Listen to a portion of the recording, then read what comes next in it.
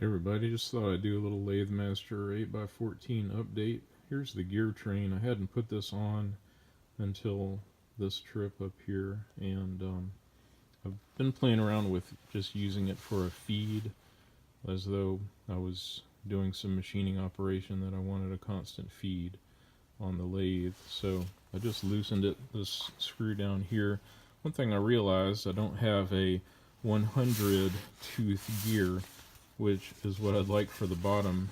And here, when you adjust these things, you engage it manually, and then you tighten up the banjo down here, and that should be in place and fine. So this, I've got a 75 tooth gear on here right now. I didn't have I'm missing the 100 tooth gear. I don't know what exactly where that is. I'm gonna look when I get back home. But for now, let me just show you, turn the power on there. You can see the changey gears going.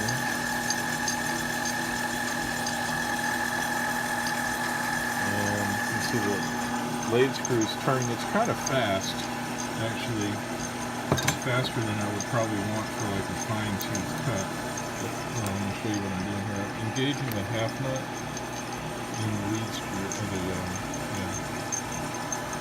and that's, I don't have the tool engaged far enough where it would cut. I guess I can go ahead and, let's see, there we go, little cut. So it's almost like, you can see it's almost like a threading cut there.